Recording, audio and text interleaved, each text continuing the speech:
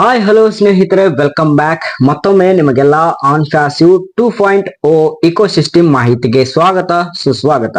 ಸ್ನೇಹಿತರೆ, ತುಂಬಾ ದಿನಗಳ ನಂತರ ಮತ್ತೊಮ್ಮೆ ನಿಮ್ಮ ಮುಂದೆ ಹೊಸ ಅಪ್ಡೇಟ್ಸ್ ಗಳ ಜೊತೆಗೆ ಈ ವಿಡಿಯೋನ ಮಾಡ್ತಾ ಇದ್ದೀನಿ. ಸೊ ಹಾಗಾಗಿ ಯಾರು ಕೂಡ ಮಿಸ್ ಮಾಡ್ಕೋಬೇಡಿ. ಇಂದಿನ ಈ ಅಪ್ಡೇಟ್ಸ್ ನಲ್ಲಿ ತುಂಬಾ ವಿಚಿತ್ರವಾಗಿರುವ ವಿಷಯಗಳು ಇದೆ, ಹಾಗೆ ನಿಬ್ಬೆರಗಾಗಿಸುವ ವಿಷಯಗಳು ಕೂಡ ಇದೆ. ಹಾಗಾಗಿ ಈ ವಿಡಿಯೋನ ಪೂರ್ತಿಯಾಗಿ ನೋಡಿ. ಹಾಗೆ ಮಿತ್ರ ಬಂಧುಗಳಾಗಿ ನೋಡ್ತಿರುವ ನೀವುಗಳು ಈ ಮಾಹಿತಿ ನಿಮಗೆ ಸುಳ್ಳು ಅಂತ ಅನಿಸ್ತಾ ಇದ್ರೆ ಖಂಡಿತ ವಿಡಿಯೋನ ನೋಡಕ್ಕೆ ಹೋಗ್ಬೇಡಿ, ಇಲ್ಲಿಗೆ ಸ್ಕಿಪ್ ಮಾಡಿ ಅಂತ ಹೇಳ್ತಾ ವಿಷಯನ ಶುರು ಮಾಡ್ತೀನಿ.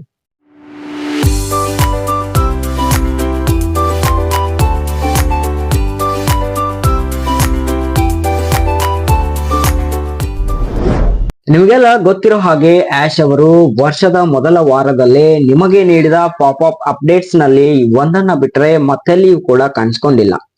ಹಾಗೆಯೇ ಯಾವುದೇ ರೀತಿಯ ವೆಬ್ ಮೀಟಿಂಗ್ ಗಳನ್ನ ಕೂಡ ಮಾಡಿಲ್ಲ. ನಿಜವಾಗ್ಲೂ ಆಶ್ ಅವರು ಕಂಪನಿಯನ್ನ ತಮ್ಮ ಕೈ ಹಿಡಿತದಿಂದ ಇಟ್ಕೊಂಡಿದ್ದಾರಾ, ಕಂಪನಿಯನ್ನ ಕೈ ಬಿಟ್ಟಿದ್ದಾರಾ ಎನ್ನುವ ಹಲವಾರು ಸಂಶಯಗಳು ಕೂಡ ನಿಮ್ಮ ಮುಂದೆ ಬಂದಿದೆ. ಇದರ ಮಧ್ಯದಲ್ಲಿ ಆನ್ಫ್ಯಾಸಿವ್ ಬದಲಿಗೆ ಆನ್ಫ್ಯೂಷನ್ ಎಂಬ ಕಂಪನಿಯನ್ನ ಆಶ್ ಅವರು ಲೀಡ್ ಮಾಡ್ತಾ ಇದ್ದಾರೆ. ಆನ್ಫ್ಯಾಸಿವ್ ಕಂಪನಿಯನ್ನ ಕ್ಲೋಸ್ ಮಾಡಿ ಆನ್ಫ್ಯೂಷನ್ ಎಂಬ ಮರುನಾಮಕರಣ ಮಾಡಿದ್ದಾರೆ ಅಂತೆಲ್ಲ ಸುದ್ದಿಗಳು ಕೂಡ ವೈರಲ್ ಆಗಿದ್ವು. ಹಾಗಾದ್ರೆ ಇಷ್ಟೆಲ್ಲ ಆಗ್ತಿದ್ರು ರಿಯಾಕ್ಟ್ ಕೂಡ ಮಾಡದೇ ಇರುವ ಆಶ್ ಅವರು ಎಲ್ಲಿದ್ದಾರೆ ಎಂಬುದು ಇನ್ನೂ ನಿಗೂಢವಾಗಿದೆ. ಆಶ್ ಅವರ ನಿರೂಪಣೆ ಇಲ್ಲದೆ ಆಶ್ ಅವರ ಅಪ್ಡೇಟ್ಸ್ ಗಳು ಬರದೇ ಇದ್ರೂ ಕೂಡ ಮಾಹಿತಿಗಳು ನಿಮ್ಮೆಲ್ಲರ ಮುಂದೆ ಬರುತ್ತಿರುವುದು ನಿಮಗೆಲ್ಲ ಗೊತ್ತಿರೋ ವಿಚಾರ. ಆದ್ರೆ ಆ ಮಾಹಿತಿಗಳು ಹೇಗೆ ಬರುತ್ತೆ ಅಂತ ಕೆಲವು ವಿಷಯಗಳನ್ನ ಸರ್ಚ್ ಮಾಡಿ ನೋಡಿದಾಗ ಎಲ್ಲವೂ ವಿಚಿತ್ರವಾಗಿ ಅನಿಸ್ತು. ಹೇಗೆ ಅಂದ್ರೆ ಕೆಲವು ವೆಬ್ಸೈಟ್ಗಳು ಆನ್ಫ್ಯಾಸಿವ್ ಬಗೆಗೆ ಹಲವಾರು ಅಭಿಪ್ರಾಯಗಳನ್ನ ಕೂಡ ಶೇರ್ ಮಾಡ್ಕೊಂಡಿದ್ದು ಕಂಡು ಬರುತ್ತದೆ.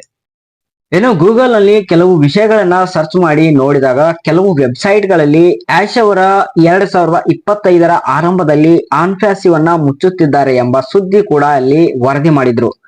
ಇದರ ಜೊತೆಗೆ ಕೆಲವು ವಿಷಯಗಳನ್ನ ನೋಡಿದಾಗ 2025ರ ಆರಂಭದಲ್ಲಿ ಸ್ವಯಂ ವಿವರಿಸಿದ ಕೃತಕ ಬುದ್ಧಿಮತ್ತೆ ಮಾಹಿತಿ ತಂತ್ರಜ್ಞಾನ ಕಂಪನಿಯಾದ ಆನ್ಫ್ಯಾಸಿವ್ ತನ್ನ ಕಾರ್ಯಾಚರಣೆಯನ್ನ ನಿಲ್ಲಿಸುತ್ತದೆ.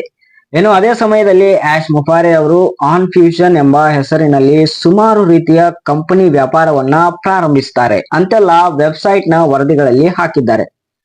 ಇದರ ಜೊತೆಗೆ ಆನ್ಫ್ಯಾಸಿವ್ ಲೀಡರ್ಶಿಪ್ ಕೌನ್ಸಿಲ್ ಸದಸ್ಯರು ಕೂಡ ಈ ಮುಂಬರುವ ಬದಲಾವಣೆಯ ಬಗ್ಗೆ ಸ್ವಲ್ಪ ಸಮಯದವರೆಗೆ ತಮ್ಮ ದೈನಂದಿನ ಲೈವ್ ವೆಬಿನಾರ್ ಗಳನ್ನ ಹೋಸ್ಟ್ ಮಾಡುವುದಾಗಿ ಮಾರ್ಟಿನ್ ಕ್ರಿಸ್ಟೋಫರ್ ಕ್ರಿಸ್ ಜಾನ್ಸನ್ ಸೇರಿ ಮಾಸಿಕವಾಗಿ $8,000 ನ ಪಾವತಿ ಮಾಡಲಾಗಿದೆ ಅಂತ ಸುಳ್ಳು ಸುದ್ದಿ ಹೇಳಲು ಆ ವೆಬ್ಸೈಟ್ ಗಳಲ್ಲಿ ವರದಿಯನ್ನ ನೀಡಿದೆ. ಇದಿಷ್ಟು ವಿಚಿತ್ರವಾಗಿರುವ ವರದಿಯ ಬಗ್ಗೆ ವಿಮರ್ಶೆಯನ್ನ ನೋಡಿದ್ದಾಯ್ತು.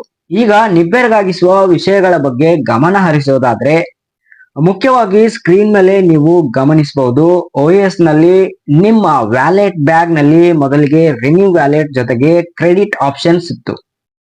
ಆದ್ರೆ ಈಗ ಪೇಔಟ್ ಆಪ್ಷನ್ಸ್ ಕೂಡ ಆಡ್ ಮಾಡಿದ್ದಾರೆ. ಪೇಔಟ್ ಅಂದ್ರೆ ನೀವು ನಿಮ್ಮ ಹಣವನ್ನ ವಿಡ್ರಾಲ್ ಮಾಡಬಹುದು. ಈಗ ನೀವು ಡೀಪ್ ಆಗಿ ಗಮನಿಸಬಹುದು, ಕಂಪನಿ ಒಂದು ವೇಳೆ ಕಾರ್ಯನಿರ್ವಹಣೆ ಇಲ್ಲದಿದ್ದಲ್ಲಿ ಅಥವಾ ಕಂಪನಿ ನಿಮಗೆಲ್ಲ ಮೋಸ ಮಾಡುತ್ತಿದ್ದರೆ ಪೇಔಟ್ ಆಪ್ಷನ್ಸ್ ಯಾಕೆ ಮಾಡ್ತಿದ್ರು, ಹಾಗೆಯೇ ಕಂಪನಿಯ ಮೇಲೆ ನಂಬಿಕೆ ಇಲ್ಲದೆ ಇರುವ ವ್ಯಕ್ತಿಗಳು ಈಗಲೇ ನಿಮ್ಮ ದುಡ್ಡನ್ನು ವಿಡ್ರಾಲ್ ಮಾಡ್ಕೋಬಹುದು ಅಂತ ಕೂಡ ಇರಬಹುದು. ಸೊ ಇದೆಲ್ಲವೂ ನಿಮ್ಮ ಆಲೋಚನೆಗೆ ಬಿಟ್ಟದ್ದು. So trust or not trust as your choice ಅಂತ ಈ ಒಂದು ಆಪ್ಷನ್ ನಮ್ಗೆ ಅರ್ಥ ಮಾಡಿಸುತ್ತೆ. ಹಾಗೆಯೇ ಇತ್ತೀಚಿನ ಬೆಳವಣಿಗೆಯನ್ನ ನೋಡೋದಾದ್ರೆ OS ನಲ್ಲಿ ಈ KYC ಸೇರ್ಪಡೆ ಮಾಡಲಾಗಿದೆ ಅನ್ನುವ ಸುದ್ದಿ ಕೂಡ ಹರಿದಾಡ್ತಾ ಇದೆ. ನಿಮ್ಮ OS ನಲ್ಲಿ ಹೊಸ ರೀತಿಯ ವ್ಯಾಲೆಟ್ ಅನ್ನು ನೀವು ಕಾಣಬಹುದು. ಈ ವ್ಯಾಲೆಟ್ ನಲ್ಲಿ ಹಲವಾರು ಫ್ಯೂಚರ್ಸ್ ಗಳನ್ನ ಕೂಡ ಆಡ್ ಮಾಡಿದ್ದಾರೆ.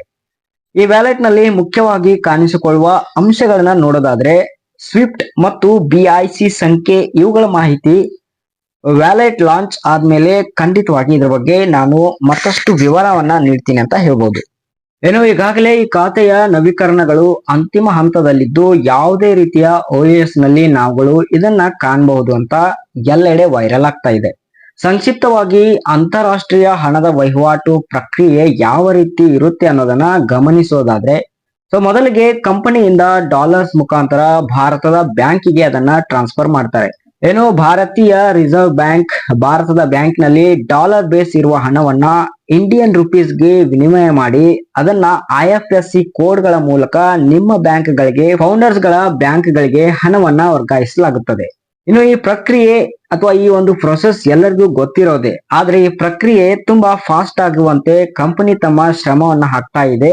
ಇದು ಹಣವನ್ನ ವಹಿವಾಟು ಮಾಡಿರುವಂತ ಪ್ರಕ್ರಿಯೆಯನ್ನ ಇತ್ತೀಚಿನ ದಿನಗಳಲ್ಲಿ ಕೊಡಲಾಗಿದೆ ಅಥವಾ ವರದಿಯನ್ನ ಮಾಡಲಾಗಿದೆ ಅಂತ ಹೇಳ್ಬೋದು. ಇನ್ನು ಇವೆಲ್ಲವೂ ಇತ್ತೀಚಿನ ದಿನಗಳಲ್ಲಿ ಆಗಿರುವ ಬದಲಾವಣೆಗಳಾಗಿವೆ. ಇದರಲ್ಲಿ ಯಾವುದು ಸತ್ಯ ಅಥವಾ ಯಾವುದು ಅಸತ್ಯ ಎಂಬುದನ್ನ ಖಚಿತಪಡಿಸಲು ಕಂಪನಿಯ CEO ಆದ ಆಶ್ ಮುಫಾರೆ ಅವರು ಬರಬೇಕು.